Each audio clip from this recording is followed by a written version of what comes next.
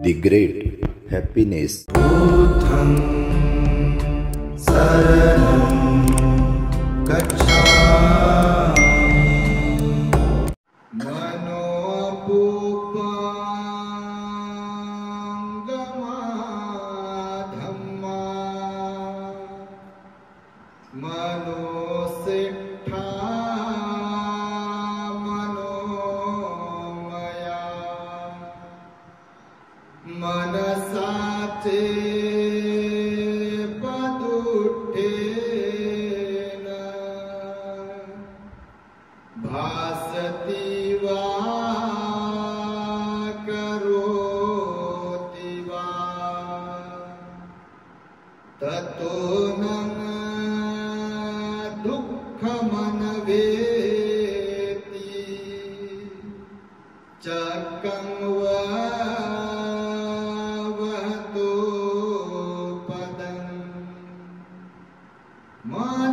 मनोपुपंगमा धम्मा मनोसिद्धा मनोमया मनसाचे प्रसन्नेन भासति वा करोति वा ततो न सुखमनवेति छायाव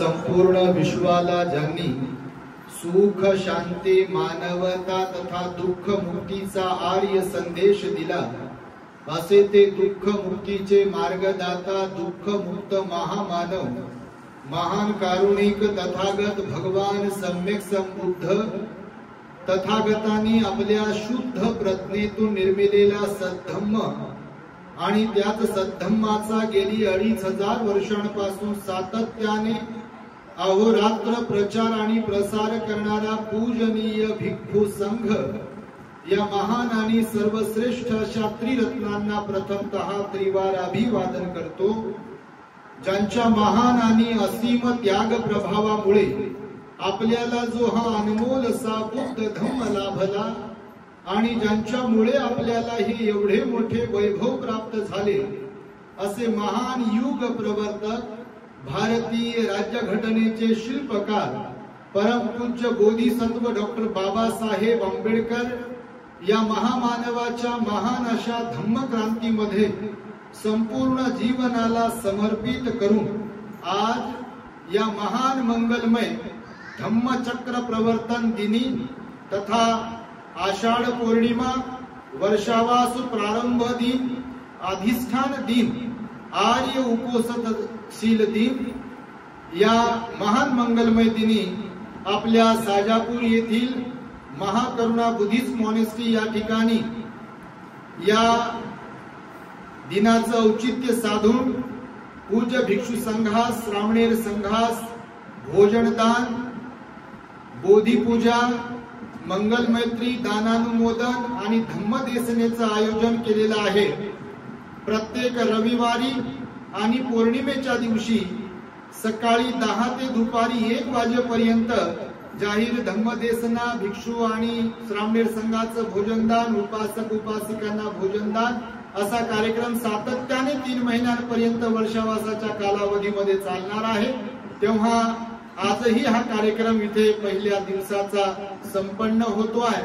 तेव्हा या कार्यक्रमाला माझ्या समवेत उपस्थित असलेले ज्यांचं वर्षावासाचं अधिष्ठान इथे असणार आहे असे पूजनीय भिक्खू मंगलबोधीजी त्याचबरोबर संपूर्ण श्रामणेर संघ श्रामणेरी संघ संपूर्ण साजापूर येथील महिला मंडळ उपासक उपासिका ज्यांनी या महान मंगलमय दिनी भोजनदान दिलं अशा कांचनवाडी येथील श्रद्धावान धम्म उपासिका ललिताताई गवळी त्याचबरोबर सुरेखाताई शेजवळ संपूर्ण साजापूर येथील भोजनदान देणारे सर्व श्रद्धावंत उपासक उपासिका आणि बाहेरूनही ज्यांनी भोजनदान घेऊन आले असे सर्व श्रद्धावंत उपासक उपासिका मला वाटतं शहरातून, वाळूज MIDC परिसरातून आणि बाहेरूनही श्रद्धावंत उपासक उपासिका या कार्यक्रमासाठी आलेले आहेत. तेव्हा सर्वप्रथम तुम्हा सर्वांच्या सह दी ग्रेट हॅपीनेस या आपल्या YouTube चॅनलचे सर्वच दर्शक सर्वांच्या प्रती मंगल मैत्री सद्भावना व्यक्त करतो आणि आपणा सर्वांच्या दुःख मुक्तीकरिता तथागत भगवान बुद्धांद्वारा शिकविलेल्या धम्मोपदेशास प्रारंभ करतो. आपण सर्वांनी शांत, एकाग्र आणि श्रद्धायुक्त चित्ताद्वारे या अनमोल बुद्धवाणीला आपल्या हित सुखाकरिता श्रवण करावे, ग्रहण करावे. तुम्हा सर्वांना सर्वप्रथम या गुरुपौर्णिमेच्या मंगलमय शुभेच्छा देतो. आज ही अत्यंत महत्वपूर्ण अशी ही पौर्णिमा आहे. तिला गुरुपौर्णिमाही म्हणतात, आषाढ पौर्णिमाही म्हणतात, वर्षावासाच्या प्रारंभाची ही पौर्णिमा म्हणतात, अधिष्ठान दिनही म्हणतात. आणि आपल्या भगवंताने ज्ञानप्राप्तीनंतर जो पहिला उपदेश दिला होता धम्मचक्र प्रवर्तन सूत्राचा सारनाथ येथील ऋषीपतन मृगदाय वनामध्ये, आणि त्यामुळे या पौर्णिमेला धम्मचक्र प्रवर्तन दिन म्हणजे धर्मचक्र प्रवर्तन दिनही म्हणतात. आणि त्यामुळे असा जगभरामध्ये हा कार्यक्रम संपन्न होतो आहे. आणि त्यामुळे आपल्या इथे सुद्धा सकाळी जर तुम्ही ऑनलाईन असाल तर मैत्री विहारामधून आम्ही अष्टशील उपोषणशील दिलाय. आणि त्याचबरोबर जगभरातली लोक जॉईन झाली होती ऑनलाईन मध्ये. बघा एवढी श्रद्धा लोकांमध्ये विकसित होत आहे. लोक स्वतःमध्ये बदल करून घेण्याच्या तयारीमध्ये आहेत. बघा आणि फार मोठी जमेची बाजू आहे. भगवान बुद्ध म्हणाले जगाला जिंकणं फार सोपं आहे, हत्तीला आपल्या काबूमध्ये करणं फार सोपं आहे, घोड्याला आपल्या कंट्रोल मध्ये करणं फार सोपं आहे, कुत्र्याला, मांजराला, बकऱ्याला, बैलाला आपल्या कंट्रोल मध्ये करणं ठेवणं हे कोणालाही जमेल. पण स्वतःच्या वाणीवर, मनावर आणि शरीरावर संयम ठेवायला ज्यांना जमेल, खरे विजयी नर, शूर आणि पुरुषार्थ जर कोणामध्ये असं आहे असं म्हणाल तर भगवान बुद्ध म्हणाले ज्यांना स्वतःवर संयम ठेवता येईल, ज्यांना आपल्या वाणीवर, मनावर आणि शरीरावर संयम ठेवता येईल, खरे नरवीर विजयी तेच लोक असतात. आणि त्या भगवान बुद्धांनी हा जो धम्मचक्र प्रवर्तनाचा उपदेश आहे आजच्या दिवशी सारनाथ येथील ऋषीपतन मृगदाय वनामध्ये दिलेला आहे. म्हणून भिक्खू संघाच्या निर्मितीचाही दिवस जो आहे तो आजचाच दिवस आहे. आज आपल्याकडे बघा आपल्या पुण्याला आपले उपासक असतात संजयजी भालेराव सपत्नीक ते इथे उपस्थित आहेत. त्यांची सुपुत्री संघमित्रा दिदी आहे. आणि मागच्या 10 दिवसांच्या श्रावणीर शिबिरामध्ये आपल्या इथेच साजापूरला जे शिबिर झालं होतं ना, तर त्या शिबिराच्या दरम्यान त्यांचा एकुलता एक मुलगा आहे जे आता इथे आहे. तर तो इथे आला, शिबिरामध्ये सहभागी झाला. ऍक्च्युली त्या अगोदर पासून अत्यंत धार्मिक श्रद्धावंत परिवार आहे. दोघाही नवरा बायकोची परिवाराची फार श्रद्धा आहे बुद्ध धम्म संघावरती आणि स्थिर श्रद्धा आहे. अशी अहंकाराची, मीपणाची, लोभाची ते काय काय अशी नाही श्रद्धा. नाही तर आम्ही पाहिले बाबा तुम्ही नाही तसे तुमच्यासारखं तर कोणीच नाही, परंतु अशी अहंकाराची श्रद्धा, लोभाची श्रद्धा असते. म्हणजे नाव घेतलं तर बरं, फोटो काढला तर बरं, मोठेपणा दिला तर बरं, तर आम्ही फार श्रद्धावान आहोत. पण जर कधी नाव गाव घेतलं नाही, याला पिटव, त्याला पिटव, याला पेटव, त्याला पेटव, त्याला श्रद्धा म्हणतात का? भगवान बुद्ध त्याला म्हणतात अज्ञानपणा. श्रद्धा आहे तर आपल्यामध्ये सील असायला पाहिजे. आणि सील म्हणजे काय? तर काया वाचा मनावर संयम असणे. बिलकुल भगवान बुद्ध म्हणाले माणसं जोडण्याची आपल्यामध्ये मनोप्रवृत्ती असणे, त्यांच्यामध्ये श्रद्धा असते. तर भालेराव परिवार जो आहे तो पुण्यामध्ये राहतो आणि श्रद्धावान आहे आणि धार्मिक आहे. तर त्यांचा एक पुत्र, एक म्हणजे एकुलता एकच आहे बापा, तिन्ही लोकी झेंडा लावणारा हे भालेराव साहेब आहेत तिथे बघा बसलेले. आणि त्यांच्यासाठी एकदा साधुकार दिला पाहिजे तुम्ही.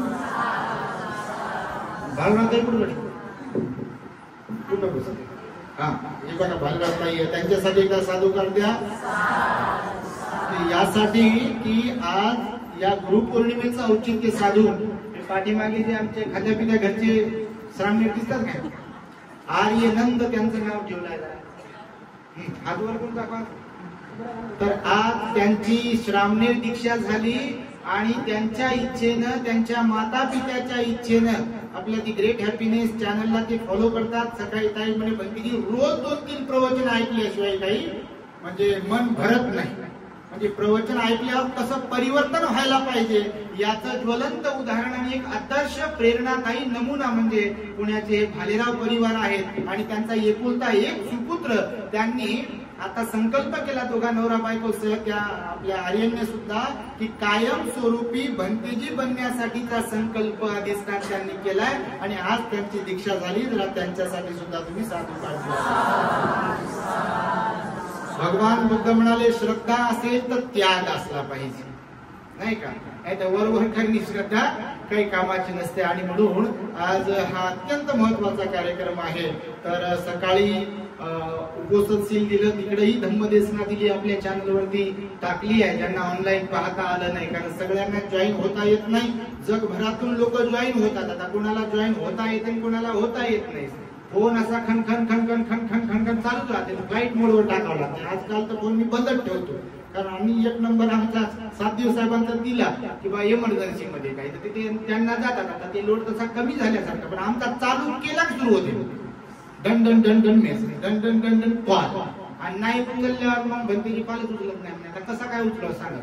आणि त्यामुळे या सगळ्या गोष्टींचा विचार करता आजची ही पौर्णिमा अत्यंत महत्वाची आहे. विशेष म्हणजे आमच्यासाठी पण फारच महत्वाची पौर्णिमा आहे. आजचा वर्षावासाचा दिवस तो यासाठी म्हणून 20 वर्षांपूर्वी आम्ही उपसंपदा ग्रहण केली होती. म्हणजे ही श्रामणेर दीक्षा वेगळी. ही श्रामणेर दीक्षा झाल्यावर चिवरातच कायमच राहण्यासाठीची एक दीक्षा असते, त्याला उपसंपदा विधी म्हणतात. आणि ती उपसंपदा विधी बघा आम्ही 20 वर्षांपूर्वी केली होती मुंबईच्या अरबी समुद्रामध्ये. तो विशेष विधी असतो. ग्रहस्थाला तिथे परमिशन नसते, फक्त महाथेरो भिक्षू असतात तिथे. आणि मग तिथे उपसंपदा केलेला 20 वर्ष पूर्ण होत असताना हा जो आमचा वर्षावास आहे, अधिष्ठानाचं वर्षावासाचं जे अधिष्ठान आहे ते 20वा वर्षावासाचं अधिष्ठान आहे बघा. म्हणजे येणाऱ्या आश्विन पौर्णिमेला म्हणजे आज 10 जुलै आहे आषाढ पौर्णिमा आणि 3 महिन्यानंतर येणारी आश्विन पौर्णिमा 7 ऑक्टोबरला आहे. तर 8 ऑक्टोबरला आम्ही आमच्या काय म्हणू त्याला सन्मानामध्ये मानाचा काय म्हणू त्याला ते मुजरा नसते आपल्याकडे तसं काही एक सिरपे ज्याला म्हणू तर महाथेरो मानाचा तुरा 8 ऑक्टोबर रोजी आम्ही महाथेरो होणार आहोत. त्याहीमुळे ही एक आमच्याही साठी वर्षावासाची जी पर्वणी आहे किंवा हा जो वर्षावास आहे अत्यंत महत्वाचा आहे. दुसरी महत्वाची गोष्ट इथेच मागच्या वर्षी आता जिथे आपण बोधिपूजा करून आलो की नाही, तो जो बोधिवृक्ष आहे तुम्हाला वाटला का तो 1 वर्षाचा आहे म्हणून? तुमच्यापैकी जे त्याचं रोपण करण्याच्या दिवशी मागच्या आषाढ पौर्णिमेला नसतील त्यांनी जर कधी पाहिलं ते म्हणजे असं कसं होईल. आम्हाला वाटते कधी कधी स्वप्नात असं कसं होईल कारण तो एवढा वाढला बघा. खरोखर जेवढे झाडं लावले इथं मनस्थिला आम्ही त्या सगळ्या झाडांमध्ये खरोखर सर्वात वेगाने जलद गतीने वाढणारं झाड तो बोधिवृक्ष आहे. बुद्ध त्यांच्या बोधिवृक्षाचे जे फळ आहेत त्या फळापासून त्याचं रोप तयार केलं गेलं आणि ते रोप आपल्या इथे साजापूरला मनस्थिच्या परिसरामध्ये लावलं. आणि म्हणून बघा त्याच्या जवळ गेले की असं म्हणजे त्याच्या श्रद्धा आहे त्याला त्याच्यात काही अंधश्रद्धा वगैरे नाही, तर एक वेगळी फिलिंग येते बघा. कारण सिद्धार्थ गौतम बोधिसत्व जेव्हा गृहत्याग करतात आजच्याच पौर्णिमेला 2-4 घटना घडल्या बघा. मी तुमचा पौर्णिमेचा एक आढावा घेतो थोडक्यामध्ये. आजच्या पौर्णिमेला घडलेल्या घटना मी तसं सकाळी सांगितलं. महामायेच्या गर्भधारणाचा दिवस आहे आजचा. एक गोष्ट कोणता? माता महामाया देवी त्यांचा गर्भधारणा दिवस. राजा शुद्धोधन आणि महामाया यांना म्हणजे गर्भधारणा झाली होती तो आजचा दिवस होता. दुसरा दिवस सिद्धार्थ गौतम वयाच्या 29व्या वर्षी कपिल वस्तू नगरी मधून गृहत्याग करतात. त्यांचं विनिष्क्रमण होते. रोहिणी नदीचं पाणी कोणी किती घ्यावं याबद्दल शाक्य आणि कोलीय लोकांमध्ये युद्ध सदृश परिस्थिती निर्माण होते. आणि शाक्य संघटनेने घालून दिलेल्या दंडांपैकी एक दंड होता की सर्व घरदार सोडलं पाहिजे, नाही तर माता पित्यांना बहिष्कृत करून टाकले जाईल, नाही तर त्यांची संपत्ती जप्त करून घेतल्या जाईल. बुद्ध आणि त्यांचा धम्मग्रंथामध्ये बाबासाहेबांनी हे लिहिलं आहे. शाक्य संघटनेचे काय दंड होते आणि सिद्धार्थ गौतम कोणत्या दंडास पात्र होते, तर ते म्हणाले की माता पित्यांना बहिष्कृत करून टाकलं तर मला ते सहन होणार नाही, त्यांची संपत्ती जप्त केली तरी ते मलाही सहन होणार नाही, त्यांनाही सहन होणार नाही, कारण ते राजे आहेत आणि म्हणून मी घरदार सोडायला तयार आहे. देश त्यागाची भूमिका त्यांनी घेतली. राजकुमार असताना आपल्याला तर बापा उशीर झाला की मग ते जाऊ का घरी, आणि काय आहे घरी तर काहीच नाही, ढेकळ आहे घरी, काय घरी असते बरं खरंच सांगा तुम्ही. तुम्ही म्हणाल बाबा तुम्हाला काय माहिती, बरं झालं आम्हाला माहित नाही बाबा काय असते ते, आम्ही बरं झालं लहानपणी सोडलं शालेय जीवनामध्ये घरदार, कारण आम्ही पाहतो लोकांना रडताना, लोकांचे प्रॉब्लेम्स ऐकताना, तर आम्हाला वाटतं बाबा बरं झालं मनातून की बा आपण यांच्यापैकी नाही, कारण लय खतरनाक असते बघा. सकाळी एका आईचा आमच्या फोन आला, ते म्हणे भंतेजी आम्ही उपोषण धारण करतो, म्हणे सुनबाई भाग चांगली आहे, म्हणे ती उपोषण धारण करते, म्हणे गाडीत होतो आहे ना म्हणे. तर म्हटलं मग ते लय रडत होते. आई म्हटलं बा झालं काय आई सांगा, तर म्हणे पोराला पटत नाही म्हणे ते आम्ही सगळे हे करणं. कोणाचं दुखणं कोणतं, तर कोणाचं दुखणं कोणतं, आता हे भलतं दुखणं आहे की नाही मला तुम्ही सांगा. आता लोक समजा कोणाच्या घरचा कार्यक्रम बिघडलेला असेल आणि त्याच्यामुळे रडत असतील, दुखी होत असतील, कष्टी होत असतील, परेशान होत असतील, बीपी हाय होत असेल, तर ते समजू शकतो ना. तर हे घरातल्या बाया माणसं चांगले होऊ लागले, उपोषण पालन करू लागले, आणि हे पोरग म्हणते नाही कशाचं काय खरं म्हणजे काय माहिती, त्याला नाव ठेवत नाही आपण, पण सांगतो तुम्हाला की हा एक नमुना आहे. आणि त्यामुळे सिद्धार्थ गौतमाचा गृहत्याग जो आहे महाबलीश्वरम देखील आजच्याच दिवशी झालेला आहे. आणि धम्मचक्र प्रवर्तन सूक्ताचा उपदेश देखील भगवंताने आजच्याच दिवशी दिला. सारनाथ येथील ऋषीपतन मृगदाय वनामध्ये पंचवर्गीय श्रावकांना, आणि त्यामुळे या दिवसाचं अनन्यसाधारण महत्व आहे. भिक्खू संघ आजच्या दिवशी अधिष्ठान करतो. वर्षावासाला आज प्रारंभ होते. काय आहे वर्षावास माहिती आहे तुम्हाला? शब्दशः त्याचा विग्रह जर केला, वर्षा म्हणजे पाऊस, वर्षावास हा जो शब्द, वर्षा म्हणजे पाऊस, वास म्हणजे वास्तव्य करणे, राहणे, निवास करणे त्याला म्हटलेलं आहे. तर कोण राहणे आणि कुठं राहणे, तर ज्यांची उपसंपदा झाली आहे, श्रामणेर दीक्षेच्या नंतर ज्यांची उपसंपदा झाली आहे, त्या तशा भिक्खूंनी इतर वेळी धम्म प्रचारार्थ फिरत राहावं, परंतु पावसाळा सुरू झाल्यानंतर आषाढ पौर्णिमेला त्यांनी अधिष्ठान करावं एखाद्या विहारामध्ये, आणि तिथे स्वतः धम्माचं आचरण करावं, सील पालन करावं, विनयाचं पालन करावं, ध्यान करावं, स्वतःच्या मनाला निर्मळ करण्याचं काम करावं, आणि त्या विहारामध्ये श्रद्धेनं जे लोक येतील त्यांना धम्माचं दान देत राहावं. म्हणजे धम्मदान म्हणजे धम्मदेशना प्रवचन त्यांना देत राहावं आणि त्यांना दान देण्याची संधी उपलब्ध करून द्यावी, यासाठी भगवान बुद्धाने सांगितलेलं आहे. तर का वर्षावासाची परंपरा पडली माहिती आहे? त्याचे 2-3 मुद्दे आहेत, थोडक्यातच सांगतो आहे. पहिला मुद्दा आहे की का भगवंताने हा नियम बनवला माहिती आहे? सुरुवातीला नव्हता. आपल्या भगवंताचा पहिला वर्षावास कुठे झाला? सारनाथला, ऋषीपतन मृगदाय वनामध्ये. ज्ञानप्राप्तीनंतर सर्वप्रथम कुठे गेले भगवान आपले? सारनाथला गेले. त्या पंचवर्गीय श्रावकांना धम्मचक्र प्रवर्तन सूत्राचा उपदेश केला. पहिला वर्षात भगवंताचा तिथेच झाला. आणि मग त्या भगवान बुद्धांनी नंतरच्या काळामध्ये भिक्षूंना आदेश दिला, नियम तयार करून दिला की तुम्ही वर्षावास केला पाहिजे. म्हणजे वर्षावासाच्या कालावधीमध्ये, पावसाळ्याच्या कालावधीमध्ये एकाच ठिकाणी निवास केला पाहिजे. एकाच ठिकाणी म्हणजे एकाच ठिकाणी. तर त्यातला पहिला नियम कशामुळे बनला? 3 तसे नियम सांगितलेले आहेत. पहिला नियम यासाठी की त्या काळामध्ये बघा भिक्खूंची फार संख्या होती. आता कोणी भिक्खू व्हायला धजत नाही. हा, भिक्खूला नाव ठेवतील बाबा, भिक्खूतल्या कमी काढतील, पण भिक्खू कोणी व्हायला धजत नाही. बघा आम्ही पाहतो, आम्ही लय तोंड खरडू सांगतो, सगळ्या प्रवचनांमध्ये ते ऍडव्हर्टाईज देतो आम्ही, पण आपल्याकडे अटी आणि शर्ती आहेत. असंच नाही कोणी यावं भंतेजी बनावं, तो विषय तसा नाहीये, भगवंताचा नियम आहे. तर मग पहिला नियम यासाठी असा काढला की पावसाळ्याच्या दिवसांमध्ये जे भिक्षू असतात, या गावावरून त्या गावाला तेव्हा पायी मार्ग होते, पायी रस्ते होते, गाड्या घोडा नव्हत्या ना अशा काही, आणि त्यामुळे ते जेव्हा मग एखाद्या गावून दुसऱ्या गावाला जायचे, त्या चिवरची कमी होती.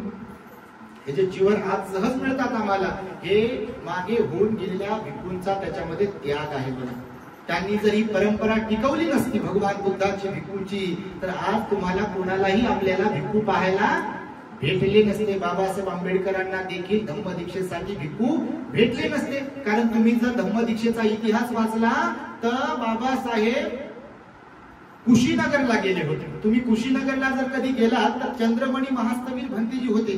बाबासाहेबांना ज्यांनी दीक्षा दिली, बाबासाहेबांचे जे गुरु ठरले, त्रिसरण पंचशील ग्रहण केलं ना, प्रदान केलं त्यांनी बाबासाहेबांना. बाबासाहेब त्यांना निमंत्रण देण्यासाठी गेले. बघा, मी नेहमी सांगतो तुम्हाला, बाबासाहेबांचा गुडघ्यावरती बसलेला, हात जोडून बसलेला पुतळा जर कुठे पाहायचा असेल तर तुम्हाला कुशीनगरला जावं लागेल.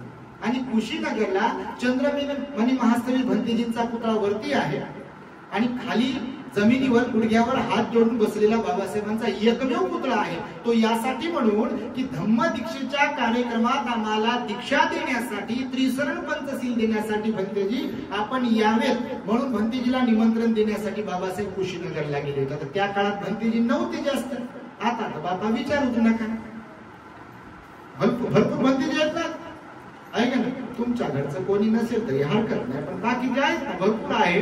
तर भगवंतांनी त्या पंचवर्गीय श्रावकांना आजच उपदेश दिला म्हणून या चिवराची निर्मिती झाली. तर मग भिक्षू भरपूर होते पण या चिवराची कमतरता होती. पावसाळ्याच्या दिवसांमध्ये पाऊस पडायचा, सगळ्यांनाच पोहता येत नाही आणि म्हणून मग नद्या नाले ओलांडावे लागायचे कधी कधी. तर ते पूर असायचा, पाण्याचा अंदाज यायचा नाही म्हणून त्याच्यात कधी कधी काही भंतेजी लोक वाहून जायचं. त्याच्यात कोणी म्हातारा असायचं, कोणी आजारी असायचं. चिवर एकच असायचं, जास्त चिवर नव्हते त्या काळामध्ये. मग ते जर भिजलं तर तसंच भिजलेल्या चिवरामध्ये चालल्यामुळे किंवा थांबल्यामुळे कुठे आजार उद्भवायचे. मग आजार उद्भवून ते जर वाढले कधी तर मग त्याच्यात मृत्यू पण व्हायची भिक्खूची. तिसरी गोष्ट अशी की पावसाळ्यात नेमकीच पेरणी केलेली असते शेतकऱ्यांनी. मग पेरणी केलेली, आता त्या काळामध्ये वाटाही जास्त नव्हत्या, रस्तेही जास्त नव्हते. तर एखाद्या शेतामधून 400-500 भरतीजी जर गेले तर ती पेरणी सगळी खराब व्हायची, नुकसान व्हायचं शेतकऱ्यांचं. चौथी गोष्ट अशी की नेमकं पावसाळ्यात बघा काही विषारी कीटक, विंचू, साप बाहेर निघतात बघा. अशा खूप घटना घडतात बघा. तुम्ही सोशल मीडियावर आता बघत असाल तर व्हिडिओ येतात त्याचे बघा. कुणाच्या घरात साप निघाला, कुणाच्या कुठे साप निघाला किंवा काय काय जे काही विंचू वगैरे निघाला. तर या सगळ्या गोष्टींमुळे देखील मग ते कोणी एखाद्या भिक्खूला सर्पदंश व्हायचा, कोणी विंचू चावायचा किंवा अजून काही कीटकनाशक चावायचं, त्याच्यामुळे पण मग ते दगावायचे भिक्षू. हा पहिला नियम पाहिला म्हणजे हे पहिलं घटना पाहिली भगवंतानं. मग भगवंताने सांगितलं की तुम्ही पावसाळ्यात बाहेर पडायचं नाही. आता तशी परिस्थिती नाहीये पण तेव्हा तशी परिस्थिती होती. दुसरी परिस्थिती अशी होती वर्षावासा निर्माण करण्यासाठीची की आता बघा शेतकऱ्यांना एकदा पेरणी वगैरे केली, खत पाणी घातलं की जास्त काम नसतात, थोडासा रिलॅक्स होतो शेतकरी बघा. म्हणजे निंदन खुरपण झालं किंवा पेरणी वगैरे केली की पाणी वगैरे लावायचे काही काम जास्त नसतात, म्हणजे जास्त मशागत करावी लागत नाही. तर मग निवांत पिरियड असतो हा. मग हा निवांत पिरियड असतो तर त्याच्यामध्ये निवांत पिरियड असल्या कारणाने त्या काळातील उपासकांना आपल्या गावातील जवळच्या विहारात जाता येईल, भिक्खूंची सेवा करता येईल, त्यांना भोजन आदी दान देता येईल, पुण्य संपादन करता येईल, त्यांची धम्मदेशना ऐकायला येईल. ह्या सगळ्या गोष्टींचाही भगवंताने विचार केला. आणि हा दुसरा पण नियम त्याच्यासाठी महत्वाचा होता. कारण महत्वाचं होतं की ही वर्षावासाची परंपरा सुरू झाली. तिसरा जे कारण सांगितलेलं आहे बौद्ध साहित्यामध्ये ही बुद्ध परंपरा आहे. आपल्या भगवान बुद्धाने सुद्धा वर्षावास केलेले आहेत. 45 वर्षावास आपल्या भगवान बुद्धांचे सुद्धा झालेले आहेत. पहिला वर्षावास सारनाथ येथील ऋषीपद मृगदावनामध्ये केला, तर शेवटचा वर्षावास वैशालीला केलेला आहे. वैशाली नगरी, वैशालीची आम्रपाली माहिती तुम्हाला? फार मोठी नगरी होती. त्या काळात सुद्धा महानगर होती. आता तसे महानगर आहेत ना, मेट्रो सिटी आहेत ना, त्या काळातही महानगर होते. पण तेव्हाची परिस्थिती सगळ्या गोष्टी वेगळ्या ना, आताची सगळी परिस्थिती वेगळी होती. तर वैशाली सुद्धा महानगर होतं. वैशाली नगरी फार मोठी नगरी होती त्या काळातली, एकदम स्वतंत्र ती वैशाली नगरी होती, महानगर होतं. आणि भगवंताचा शेवटचा वर्षावास तिथे झाला आणि भगवंतानं तिथेच आनंद भंतेजींच्या समक्ष सांगितलं की आनंदा माघ पौर्णिमेला भगवान आनंदाला म्हणाले, आनंद सेवक होते ना भगवंताचे. 55 वर्षाचं वय जेव्हा भगवंताचं होतं आपल्या शरीराचं वय 55 वर्ष, मला वाटतं 20-21 21वां वर्षावास होता भगवंताचा. तेव्हा वय त्यांचं 55 वर्ष झालं होतं शरीराचं. 6 वर्षाची खरतर तपश्चर्या केली होती ना, त्यामुळे शरीरात खूप त्रास होत होता त्यांना. कारण उपाशी राहिले एकदम तुम्हाला माहिती की बाबासाहेबांनी पण वर्णन केलं बुद्धांनी त्यांचा धम्मग्रंथामध्ये, म्हणून तब्येत बिघडत गेली ना त्यांची. तर 55 वर्षाचं वय जेव्हा होतं तेव्हा त्यांना सेवकाची गरज भासली. म्हणून आनंद भंतेजीला अटी आणि शर्तीवर आनंद भंतेजी भगवंताचा सेवक म्हणून राहिले. आणि मग तिथे 55 वर्षापासून ते 80व्या वर्षीपर्यंत आनंद भंतेजीने भगवंताची सेवा केली. बहुश्रुतांमध्ये अग्र म्हणून कोण ठरलेलं आहे? आनंद भंतेजी ठरलेले आहे. बहुश्रुतांमध्ये भगवंताचे सर्वाधिक उपदेश कोणी श्रवण केले? आनंद भंतेजीने. हे सुत्त पिटक जे आहे, आज जे तुम्हाला सुत्त ऐकायला श्रवण करायला मिळतात, म्हणायला मिळतात, याचं सर्वस्वी श्रेय कोणाला जाते? आनंद भंतेजीला जाते. कारण भगवान बुद्धाचे सर्वाधिक उपदेश. तर सांगत यासाठी आहे की मग आनंदाच्या समक्ष वैशालीमध्ये शेवटचा वर्षावास करत असताना भगवान बुद्धाने आनंदाला सांगितलं की आनंद आजपासून 3 महिन्याने, म्हणजे माघ पौर्णिमेला बोलले भगवान, आनंद आजपासून 3 महिन्याने येणारी जी वैशाख पौर्णिमा आहे, त्या वैशाख पौर्णिमेला भगवंताचं महापरिनिर्वाण होणार आहे.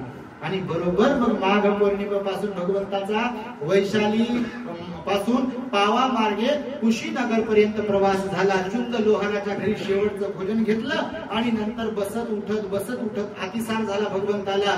आणि मग भगवान बरोबर जिथे ठरलं होतं ठिकाण, तिथे त्या कुशीनगरला शाल वृक्षाच्या खाली उजव्या कुशीवरती सिंहासनामध्ये उडले. आणि मग स्टेप बाय स्टेप पहिल्या ध्यानातून दुसऱ्या ध्यानात, दुसऱ्या ध्यानातून तिसऱ्या, चौथ्या, 5व्या ध्यानात असं करतात. म्हणजे आपल्यासारखं हातपाय करून जात नाहीत भगवान. कारण जे अरहंत असतात, जे भगवान असतात, त्यांचं मरण एकदम प्रसन्न चित्ताने होते बघा. त्याला महापरिनिर्वाण म्हटलं. निर्वाण म्हणजे काय? तर त्याला आपण म्हणू शकतो की बिलकुल तिथे मनाची अशी अवस्था असते न्यूट्रल आहे. तिथे सुखही नाहीये आणि दुःखही नाहीये. यशाचाही आनंद नाही आणि अपयशाचंही दुःख नाहीये. निंदेचं पण दुःख नाही आणि प्रशंसेचं पण सुख नाहीये तिथे. समजतं तुम्हाला? अशी मनाची अवस्था सर्वसाधारण माणसाची बनत नाही. तुम्ही विचारून पहा स्वतःला. दुसऱ्याला सांगायला सांगू आपण काय काय, पण बघा तुम्ही, सुख आलं की माणसं नाचत बसतात आणि दुःख आलं की रडत बसतात. हा सर्वसामान्य माणसांचा गुण आहे, प्रवृत्ती आहे. पण बुद्ध आणि अरहंत झालेल्या व्यक्तींकडे मात्र ना सुखाचा परिणाम आहे ना दुःखाचा परिणाम आहे. आणि म्हणून त्या भगवान बुद्धांचा सुद्धा पहिला वर्षावास सारनाथला, तर शेवटचा वर्षावास जो आहे तो वैशालीला झालेला होता. त्याचा एक वेगळा इतिहास आहे. नक्कीच पुढे भविष्यामध्ये भगवंताचे वर्षावास कुठे झाले, कसे झाले हे आम्ही सांगणारच आहोत. तर आमचा हा 20वा वर्षावास आहे आणि त्या भगवान बुद्धांनी ही वर्षावासाची परंपरा सुरू केल्यामुळे आज संपूर्ण जगभरामध्ये जेवढे भिक्खू आहेत त्यांचं अधिष्ठान असते बघा. या वर्षीचं आमचं अधिष्ठान जे आहे, तर आम्ही सर्वाधिक काळ तिथे राहिलो. N11 हडको औरंगाबाद येथील मैत्री विहारात राहिलो.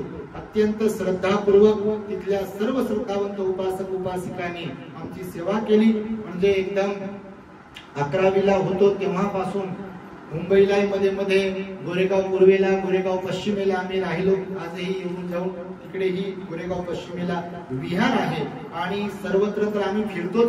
परंतु बघ, भगवान बुद्ध आणि भिक्खूंची ज्येष्ठता ज्याला म्हणतात ना, सिनियर कोण ज्युनियर कोण, हे पण महत्वाचं. आचरणिक दृष्ट्या आचरणाला महत्वाचं दिलेलं आहे, परंतु ज्येष्ठता पण महत्वाची आहे. जसं आता आपली भंतीजी आहे, आता भंतीजी भिक्खू आहेत, मी पण भिक्खू आहे.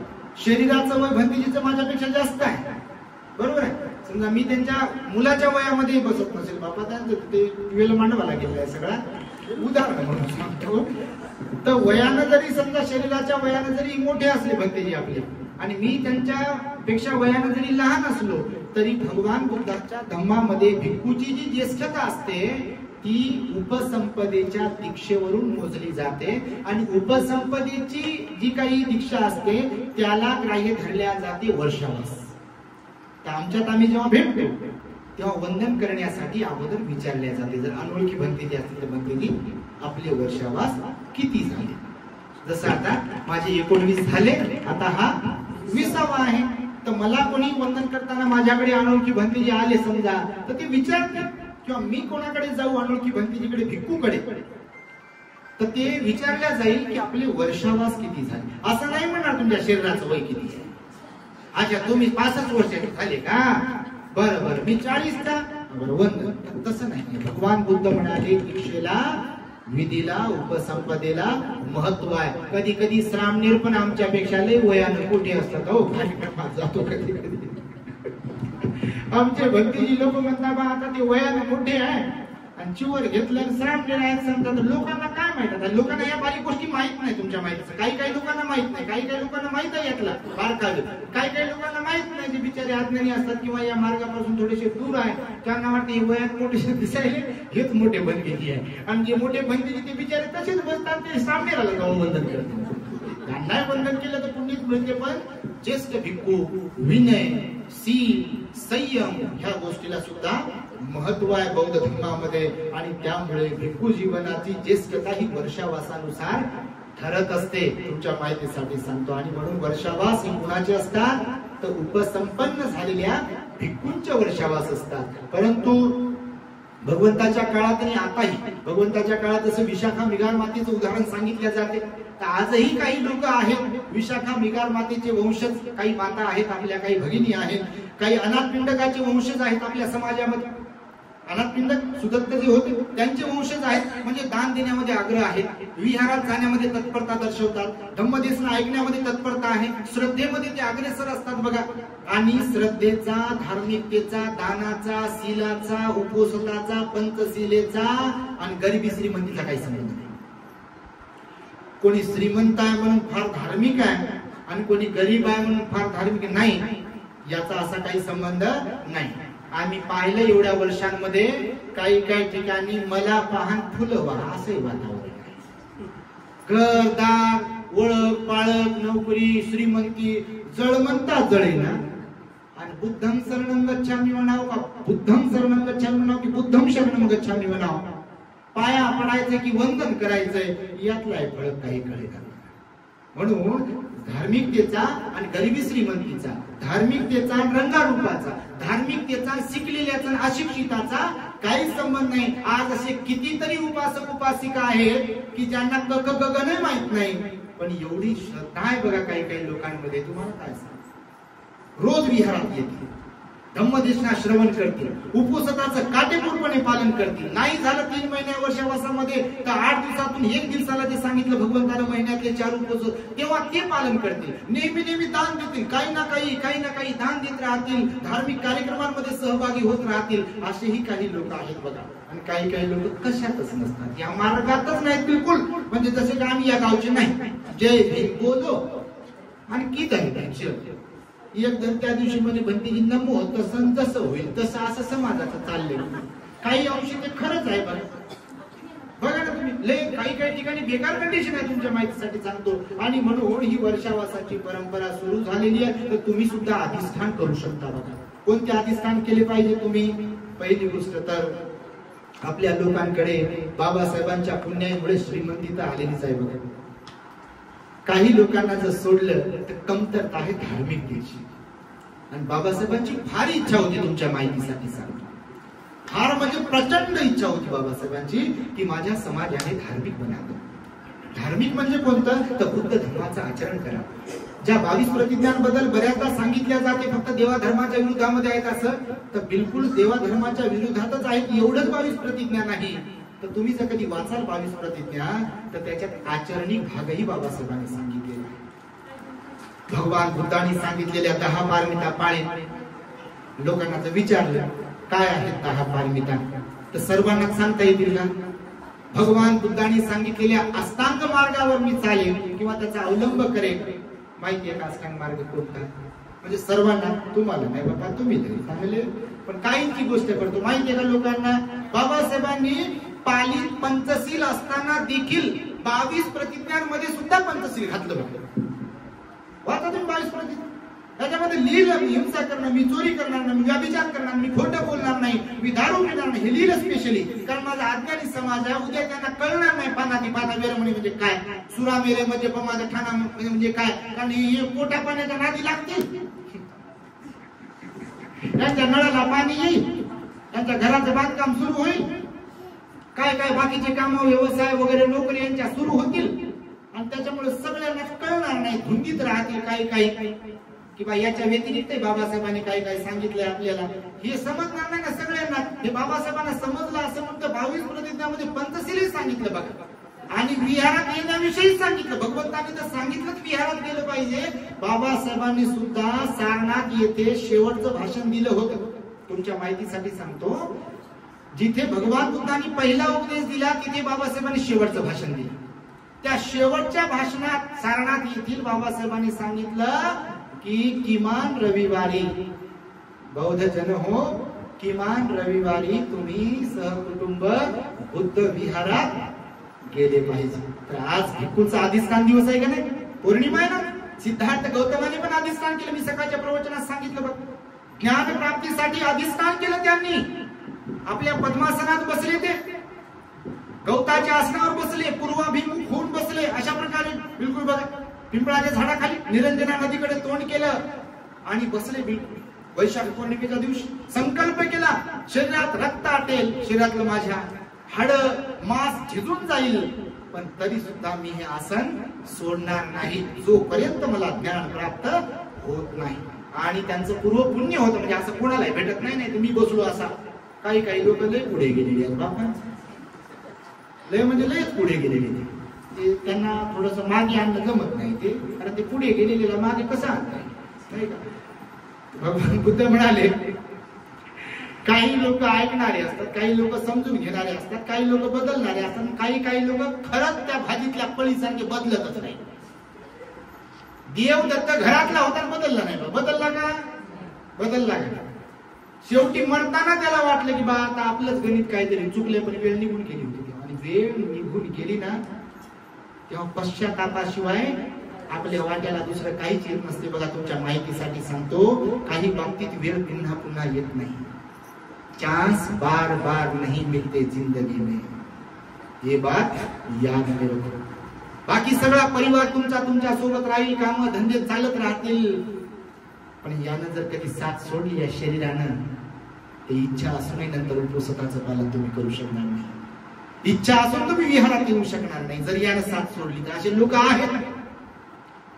काही लोकांकडे जेव्हा जातो आम्ही कार्यक्रमाला वगैरे, ते म्हणता भक्तीची खूप इच्छा होती आमची येण्याची, पण हे असं झालेलं आहे, तसं म्हणजे प्रॉब्लेम होता. शरीर कधी साथ सोडेल सांगता येत नाही. आमचा असो की तुमचा असो, बघा कधी काही होऊ शकते. बघा, मागच्या वर्षावासामध्ये सुरत मध्ये भंतेजींचं वर्षावासाचं अधिष्ठान सुरू होतं.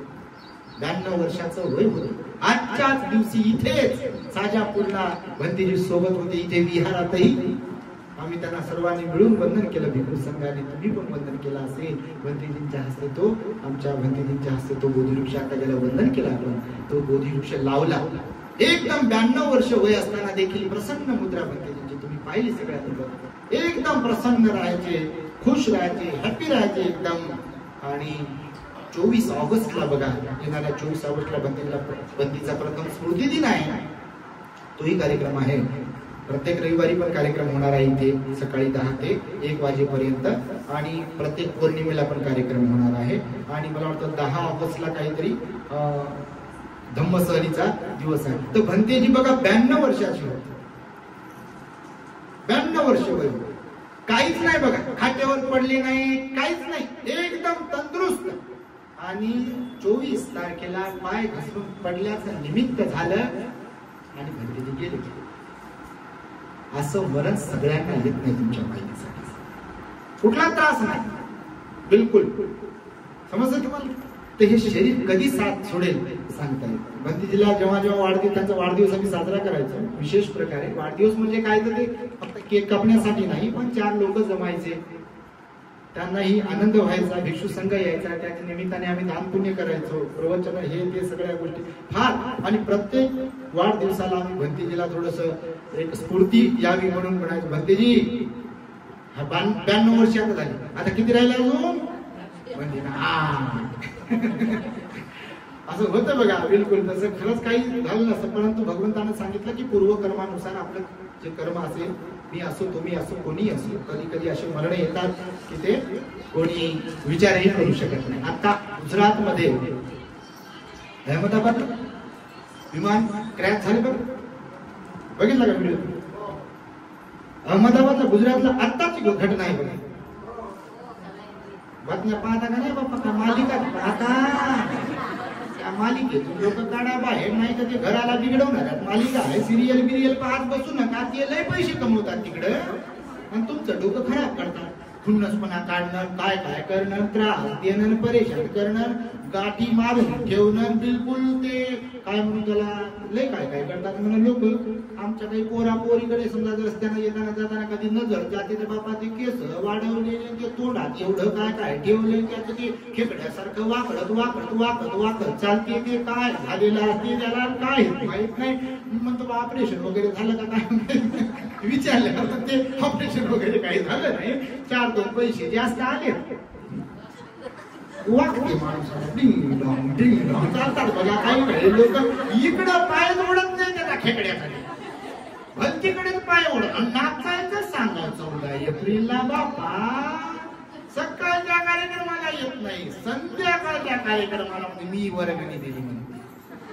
हे पुतळा मीच तर बसवला म्हणते, बापानं बसवला, मायनं बसवला, चुलत्यानं बसवला, मी नगरसेवक होतो, आमदार होतो, काय काय होतो, हे केलं ते केलं मला सांगितलं. आणि ते गाणं लाव. मागच्या एका मिरवणुकीमध्ये आवडीचं गाणं लावलं नाही म्हणून बघा मारामारी झाली, एका पोराला मारलं बघा.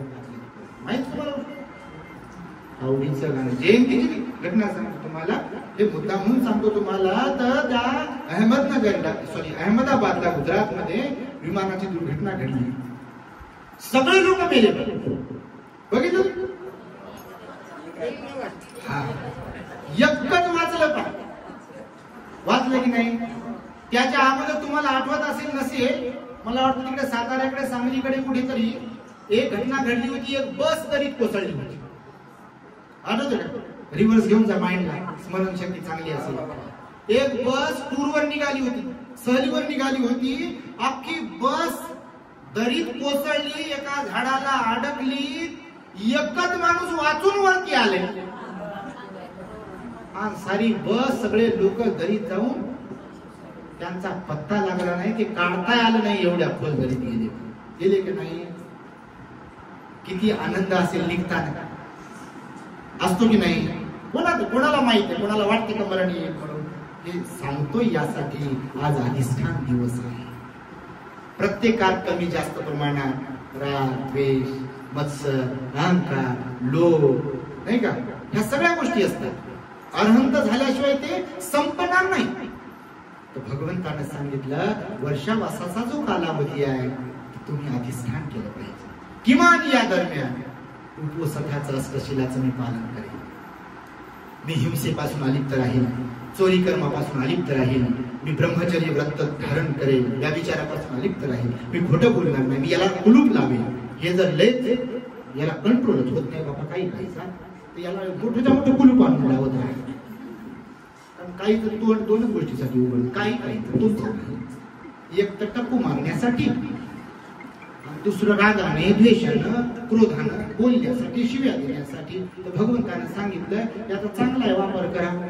आता मी सुरुवातीला तुम्हाला म्हणालो चिडी चूप बसली म्हणतो, आवश्यकता नसताना याला उघडून नका. उपवसताच्या दिवशी आर्य मौन पाळायला सांगितलं तुमच्या माहितीसाठी, उपवसताच्या दिवशी किमान. कारण हे आपलं जरी असलं म्हणण्यासाठी याच्यावर कंट्रोल राहत नाही. राहते का? हे 5 सेन्स जे आहेत, पंच इंद्रिय आपले मोठे डेंजर आहेत. डोळे, नाक, कान, त्वचा, जीभ, हे काय काय जे याला लावलेले असतात आपण सवयी. म्हणून उपवसन हे असं आहे की आपल्या त्या सगळ्या सवयींना ब्रेक देते. पण अधिष्ठान करावं लागतं. संकल्प तात्पुरता, अधिष्ठान केलं ना ठाम निश्चय की मी उपवसनाचं पालन करेन, हिंसा करणार नाही, चोरी करणार नाही, व्यभिचार करणार नाही, खोटं बोलणार नाही, चुगली करणार नाही, व्यर्थ बडबड करणार नाही, कोणाची निंदा करणार नाही, दारू पिणार नाही, तंबाखू खाणार नाही, काय जे असेल मादक पदार्थाचं सेवन करणार नाही, त्यानंतर नाच, गाणे, तमाशा हे जे काही आहे मनोरंजन त्याचा मी उपभोग घेणार नाही, उच्च आसनावरती बसणार नाही, उठणार नाही. भगवान बुद्धाने विशाखाला उपदेश केला होता नवांग उपवसनाच्या बद्दल, त्याचे अनंत फायदे. विशाखा मिगार मातेच्या बद्दल विचारलं, 120 वर्षाचं आयुष्य लागलं होतं. किती किती 120. तिची कांती जी होती ना, कांती म्हणजे त्वचा, अंगकांती, त्वचा तिची, हे चेहरा किंवा सगळं त्वचा, तिच्या नाती होत्या, नाती 2-3 हजाराचा परिवार होता. किती? 3000चा जवळपास परिवार होता विशाखा मिगार माते, सर्वात मोठा परिवार. बौद्ध साहित्यात त्याचा उल्लेख आहे.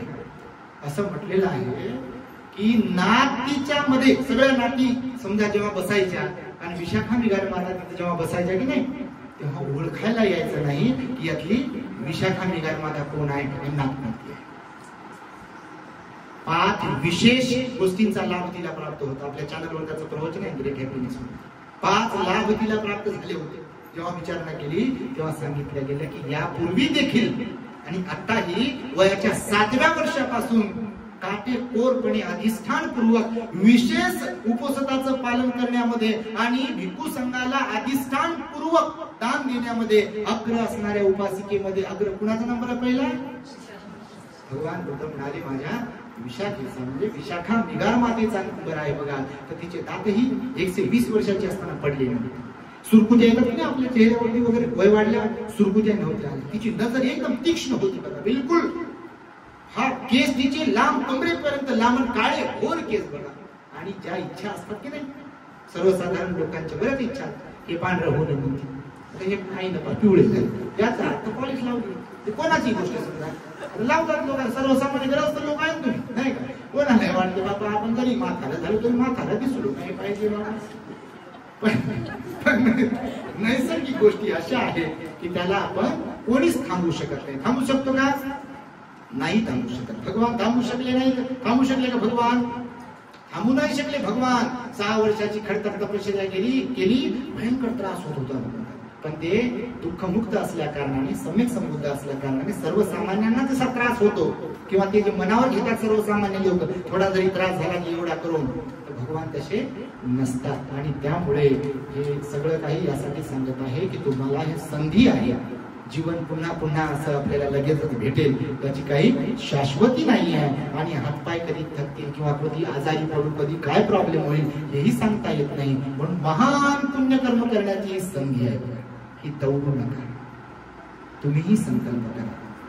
अष्टशील उपोषण पालन करण्याचे संकल्प करा. पती पत्नी आणि विशेष म्हणजे उपोषण काय फक्त महिलांसाठीच नाही. उपोषण हे पुरुषांसाठी देखील आहे, तरुणांसाठी पण आहे, तरुणींसाठी पण आहे. उपोषणामुळे परिवारात बदल होईल, उपोषणामुळे स्वतःच्या शरीरात बदल होईल, स्वतःचं मन निर्मळ होण्यासाठी त्याचा फायदा होईल. आणि त्यामुळे तुम्ही अधिष्ठान करा, संकल्प करा की नाही 3 महिने कंटिन्यू आम्हाला पालन नाही करता आलं तर पौर्णिमेचा दिवस एक, त्यानंतर शुक्ल पक्षाची अष्टमी असते 8 दिवसानंतर, त्यानंतर कृष्ण पक्षाची अष्टमी आणि चतुर्दशी जी असते अमावस्या अगोदरचा दिवस. हे 4 दिवस असतात प्रत्येक महिन्यात उपोषणाचे. म्हणजे वर्षावासातच नाही तर प्रत्येक महिन्यात उपोषणाचे भगवंताने हे 4 दिवस सांगितलेले आहेत. पण काही उपासक उपासिका खूप श्रद्धावंत या वर्षावासाच्या पिरियड मध्ये 3ही महिने काटेकोरपणे अधिष्ठानपूर्वक उपोषणाचं पालन करतात. काही लोक दररोज वर्षावासात तरी किमान मी धम्मदेशना श्रवण करण्यासाठी विहारात जात राहील असं अधिष्ठान करतात. आणि तुम्ही सुद्धा ते करत जा. परिवारालाही बदलवण्यासाठी काही गोष्टी तुम्ही पाळल्या पाहिजे. बघा बाबासाहेबांनी महत् प्रयासाने बुद्धाचा धर्म दिला. बघा इतर लोकांकडे तुम्ही पहा, आपण कुणाला नाव ठेवत नाही.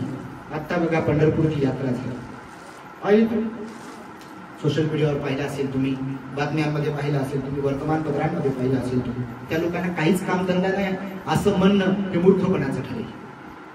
श्रद्धा असते लोकांची, आपल्या दृष्टिकोनातून जरी त्यांची ती अंधश्रद्धा आहे पण धर्माची परंपरा टिकून आहे. ब्रिटिशांच्या काळातही वारी होत होती, मुघलांच्या काळातही वारी होत होती, आजही वारी होती. बाबासाहेबही म्हणाले दुश्मनाकडे सुद्धा जर चांगले गुण असतील तर ते आपल्याला घेता आले पाहिजे. फक्त दुश्मनाला नाव ठेवणं हे मूर्खपणाचं लक्षण आहे.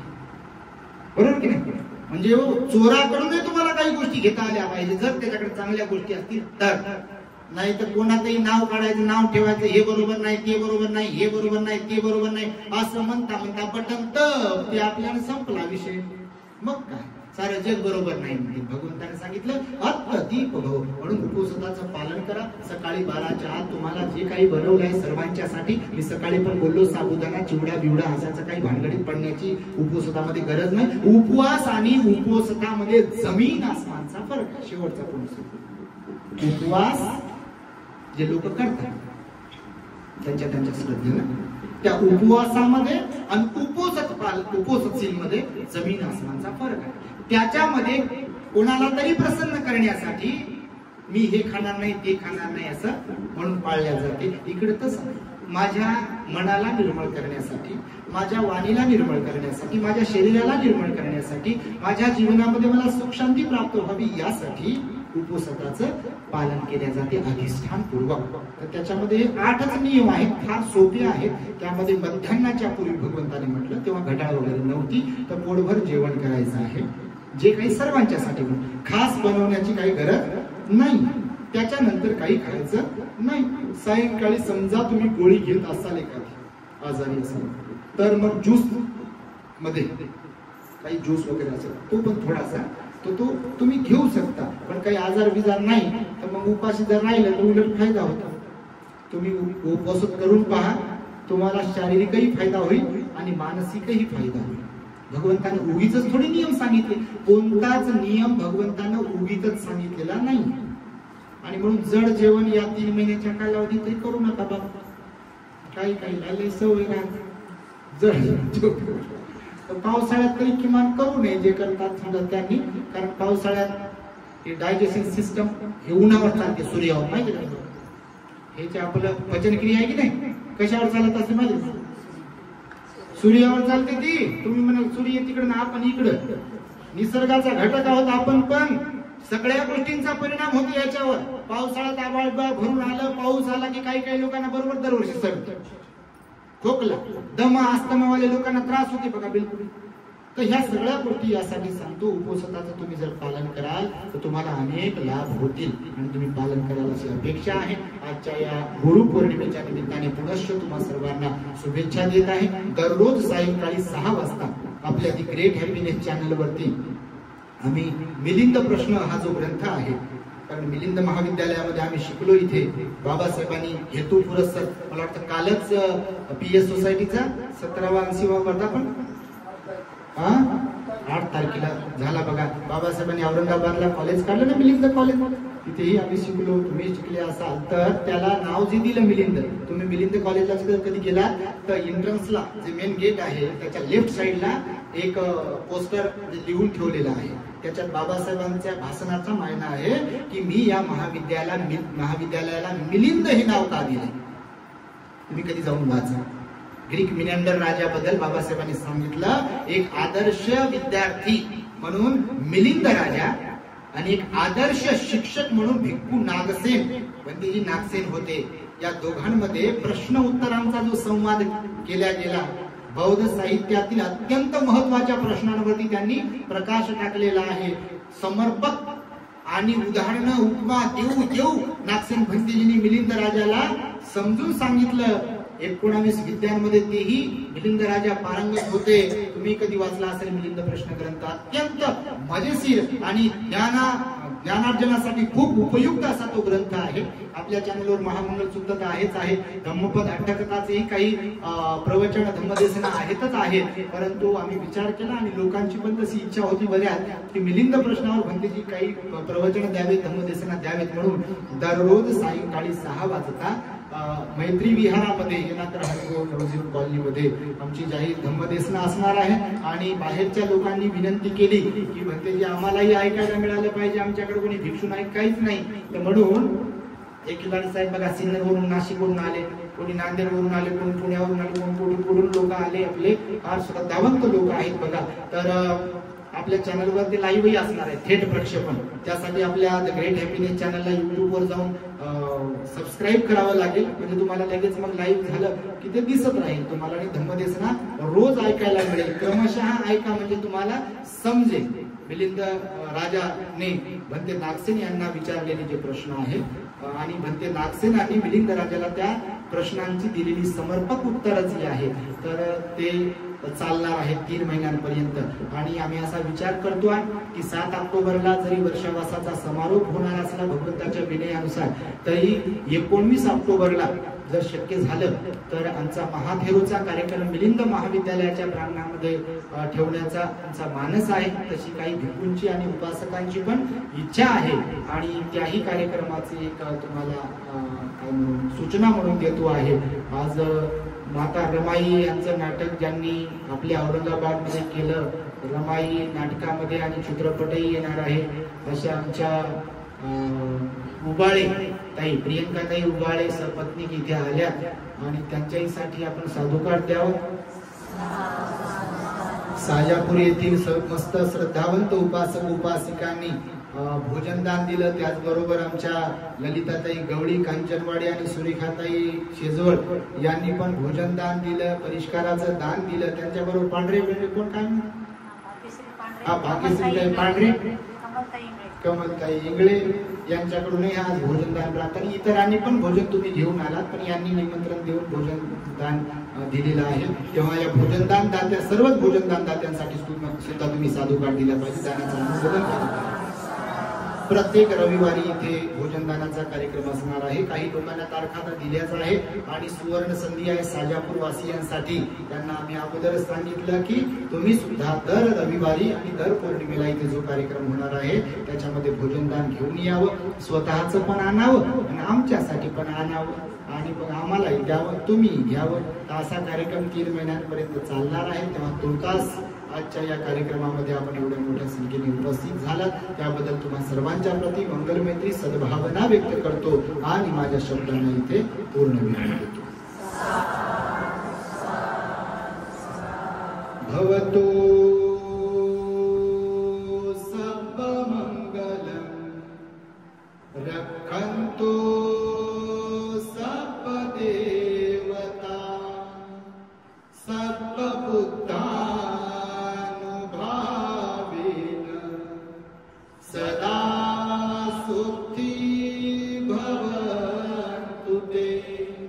भवतु सर्वमङ्गलम् रक्षन्तु सर्वदेवता सर्वधर्मानुभावेन सदा सुखी भवन्तु ते. भवतु रक्षन्तु सर्वदेवता सर्वसङ्घानुभावेन सदा सुखी भवन्तु ते.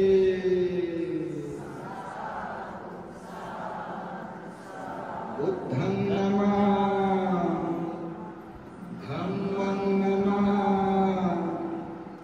संघं